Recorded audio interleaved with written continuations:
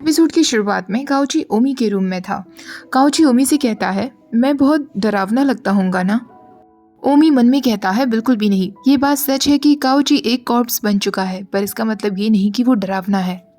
Cauchy कहता है, पर अगर मैं तुम्हारी जगह होता तो शायद मुझे अनकंफर्टेबल फील होता। ओमी कहता है, तुम कहना चाह रहे हो कि अगर तुम्हारी जगह मैं लिविंग कॉर्प्स बना होता तो तुम्हें मुझसे घिन आती? काउची कहता है, नहीं, तुमसे तो कभी कोई डिस्गस्टेड फील नहीं कर सकता क्योंकि तुम मिड-जैन हो। पर कॉर्प्स तुम नहीं, मैं बना हुआ हूँ, इसलिए मुझे अपने आप से ही डिस्गस्टेड फील हो रहा है। अचानक ओमी उसे पकड़ लेता है। काउची कहता है, क्या कर रहे हो? पर ओमी उसे किस कर लेता है। बैकग्राउंड में ओमी कह रहा था, उस रात हम दोनों के बीच कुछ स्पेशल हुआ था। अब काउची को एक कॉर्प्स बने 24 घंटे बीत चुके थे। काउची और ओमी मिलकर दोनों स्कूल जा रहे थे। काउची ओमी से कहता है, मिर्चान, कल तुम पूरी रात भर कुछ ना कुछ बोले जा रहे थे। ये बहुत अजीब है, पर तुम बहुत क्यूट लग रहे थे। सिर्फ कल रात नहीं, बल्कि सुबह सुबह मॉर्निंग में भी तुम कुछ बोल रहे थे। ओमी उससे पूछता है, तुम रात भर नहीं सोए? काउची कहता है, नहीं, मुझे नींद ही नहीं आई, पर रात भर ना सोने पर भी मुझे थकावट नहीं हो रही। मुझे बिल्कुल ठीक फील हो रहा है। कल रात के समय काउची ओमी के घर ही रुका था, क्योंकि ओमी को डर था कि अगर काउची अपने घर जाएगा तो उसके घर वालों को पता चल जाएगा कि वो एक लिविंग कॉर्प्स बन चुका है। ओमी कहता है, मैंने आज सुबह सुबह कोइची की पल्स को फिर से चेक किया था, पर जैसा कि एक्सपेक्टेड था, मुझे कुछ भी चेंजेस फील नहीं हुए। हालांकि उसका बॉडी टेम्परेचर पहले से थोड़ा बढ़ गया था। उसका बॉडी टेम्परेचर बिल्कुल वैसा ही है जैसा किसी लिविंग ह्यूमन का होता है। जब वो दोनों स्कूल पहुंचते हैं तो काउची की फ्रेंड उससे पूछती है, तो क्या तुम आज भी कॉर्प्स हो? काउची कहता है, हाँ बिल्कुल। तो हाशिमोतो कहती है, पर तुम्हारा कॉम्प्लेक्शन आज कुछ ठीक लग रहा है, क्या तुम मेकअप करके आए हो? काउची कहता है, बिल्कुल भी नहीं। हाशिमोतो कहती है, ये तो अच्छी बात है, तुम्हें देखकर लग ही नहीं रहा कि तुम कोई कॉर्प्स हो। वो तीनों आपस में बातें कर ही रहे थे, तभी वो अपने सामने से अपनी टीचर उगावा को जाते हुए देखते हैं। हाशिमोतो उन्हें आवाज़ देती है। वो एक बार पीछे मुड़कर भी देखते हैं, पर वो उनको कोई बिना जवाब दिए वहाँ से चले जाते हैं। और उनकी चाल भी बहुत ही अजीब थी। एक सेकंड के लिए वो तीनों शॉक्ड रह जाते हैं, पर वो वापस अपनी बातों में लग जाते हैं। हाशिमोतो कहती है, आज काजामिया स्कूल आई है, हमें उसके पास चलना चाहिए। वो तीनों क्लास में जाते हैं तो वहाँ काजामिया बैठी हुई थी। ओमी कहता है, ये लड़की काजामिया है। लोगों का कहना है कि ये स्पिरिट्स देख सकती है। काजामिया काउची की कॉर्प्स को चेक करने वाली थी और ओमी को इस बात से डर लग रहा था। काजामिया काउची को टच करती है और उससे कहती है, तुम सच में मर चुके हो, पर तुम्हारी बॉडी में अभी भी टेम्परेचर बना हुआ है। अब वो ओमी से भी कहती है कि यामादा पूरी तरीके से मर चुका है। ओमी कहता है, मैं कितनी बार कहूँ कि वो नहीं मरा है, वो बस एक जिंदा लाश बन गया है। वो मरा नहीं है, तो प्लीज उसे बार बार डैड मत बोलो। काजामिया कहती है, ठीक है, शायद तुम सही कह रहे हो, ये मरा नहीं है, ये एक डेमोन बन चुका है। मैंने इतना टेरेबल डेमोन पहले कभी नहीं देखा। काउची ये सुनकर डर जाता है और ओमी से कहता है, मिर्चान, प्लीज मेरी मदद करो। ओमी काजामिया से कहता है, क्या मतलब है तुम्हारा कि ये डेमोन बन चुका है? काजामिया कहती है, डेमॉन्स वो होते हैं जिन्हें अभी मृत घोषित नहीं किया गया, यानी डेड बॉडीज में उनका नाम रजिस्टर करना रह गया है। हाशिमोतो कहती है, पर यामाडा को देखकर बिल्कुल भी नहीं लगता कि वो एक डेमॉन है। वो तो एक नॉर्मल हाई स्कूल किड की तरह लगता है। अब काजामिया एक पेपर पे कुछ ड्रॉ करती है और वो उसे काउची के माथे पर लगा देती है, जिससे काउची बिल्कुल स्टैचू बन जाता है। काउची ना हिल पा रहा था, ना कुछ बोल पा रहा था, पर वो सब कुछ सुन सकता था। ओमी कहता है, ये तुमने अभी उसके साथ क्या किया? काजामिया कहती है, मैंने उसे सील कर दिया है। इसका मतलब ये है कि काउची सच में एक डेमॉन बन चुका है, क्योंकि ये तरीका केवल डेमॉन्स पर ही इफेक्टिव होता है। ओमी कहता है, ये पागलपन बंद करो और ये सील उसके ऊपर से हटाओ। काजामिया कहती है, डेमॉन्स को हमेशा सील करके ही रखा जाता है क्योंकि वो खतरनाक हो सकते हैं। हाशिमोतो कहती है, पर काउची ने हमारे साथ ऐसा कुछ भी नहीं किया। काजामिया कहती है, मुझे इस बारे में नहीं पता, पर एक बार मेरी पावर से सील हो जाने के बाद वो कुछ नहीं कर पाएगा। तभी ओमी कहता है, ये सब बंद करो और उसे वापस लेकर आओ। काजामिया कहती है, वैसे काउची को देखकर लगता नहीं कि ये कोई नरभक्षी मानव है। हाशिमोतो कहती है, क्या मतलब है तुम्हारा? तो काजामिया कहती है, हाँ, कुछ डेमॉन्स ह्यूमन ईटर्स होते हैं, वो मनुष्यों को खा जाते हैं, पर काउची ऐसा नहीं लगता। अब वो ओमी से कहती है, उसके माथे पर से ये स्लिप हटा दो, फिर वो मूव कर सकेगा। ओमी तुरंत उसके माथे से स्लिप हटा देता है। काउची होश में आ जाता है। काउची घबराते हुए कहता है, मुझे तो लगा था कि मैं मर ही जाऊंगा। और तुम क्या बकवास कर रही थी काज़ामिया? मैं कोई ह्यूमन ईटर डेमोन नहीं हूँ। मैं श्योर हूँ कि ह्यूमन इतने भी टेस्टी नहीं होते होंगे कि उन्हें खाया जाए। तभी अचानक काज़ामिया कहती है, ओमी, कल रात काउची तुम्हारे साथ था ना?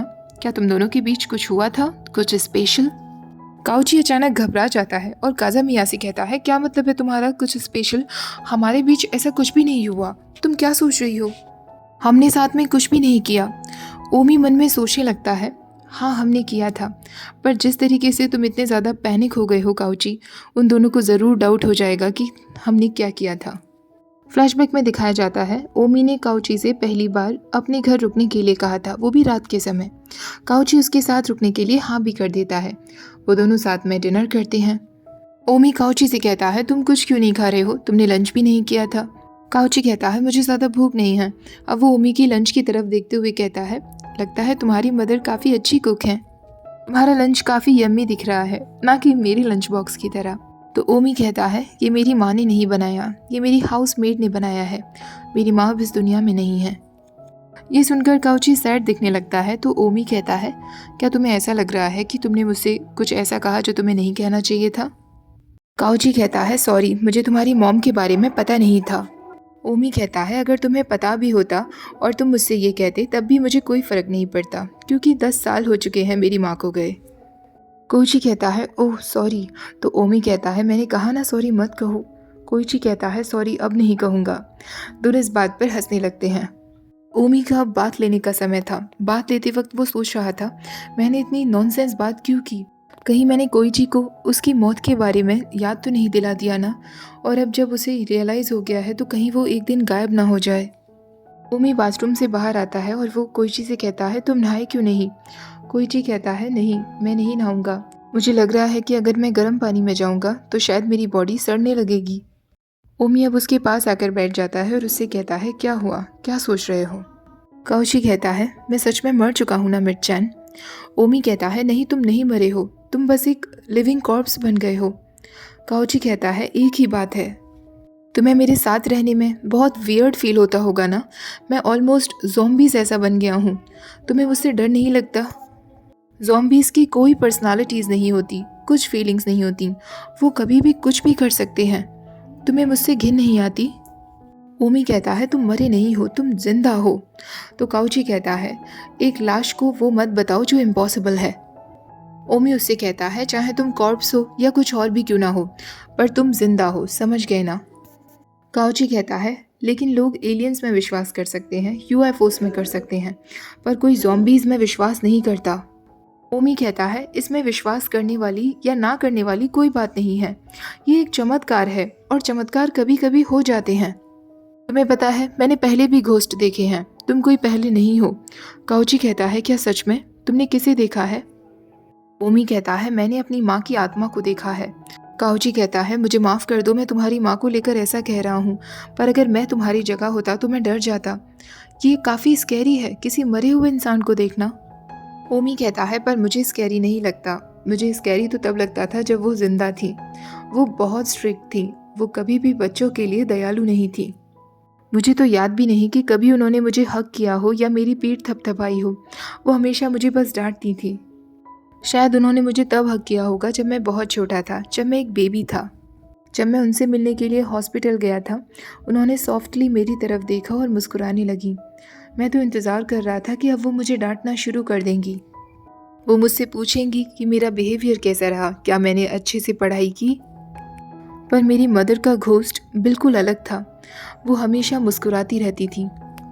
मैंने वो मुस्कुराहट उनके फेस पर तब कभी भी नहीं देखी थी जब वो जिंदा थी।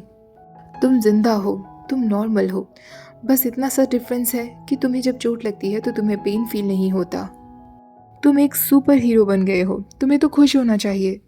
अगर तुम्हें मार्शल आर्ट्स आती ना तो तुम इस दुनिया पर राज कर सकते थे। यहाँ से वही वाला सीन शुरू होता है जिससे एपिसोड की शुरुआत हुई थी, जब काउची ओमी से पूछ रहा था, मैं बहुत क्रीपी हूँ ना, तुम्हें मुझसे घिन नहीं आती? अगर मैं तुम्हारी जगह होता तो शायद मैं अनकंफर्टेबल फील करता। उसकी ये सारी बातें सुनकर ओमी तुरंत उसे किस कर लेता है। ओमी मन में सोच रहा था, काउची के लिप्स बहुत कोल्ड थे, उसकी बॉडी इतनी ठंडी थी, काश मैं अपना बॉडी टेम्परेचर उसके साथ शेयर कर सकता। ओमी काउची से कहता है, अगर मुझे तुमसे घिन आती तो मैं तुम्हारे साथ ये नहीं करता। अब काउची ओमी को बेड पर लिटाकर उसके ऊपर आ जाता है। काउची ओमी को गले से लगा लेता है, तभी उसे अपनी बॉडी में कुछ चेंजेस फील होते हैं, जिन्हें देखकर काउची कहता है, मैं तो एक कॉर्प्स हूँ ना, फिर मेरे साथ ये कैसे हो सकता है। ओमी भी उसकी तरफ शॉक्ड होते हुए देखे जा रहा था। तभी काउची कहता है, मुझे सडनली बहुत हॉट फील हो रहा है। ओमी काउची के गाल पर हाथ लगाता है तो उसकी बॉडी सच में हॉट होने लगी थी।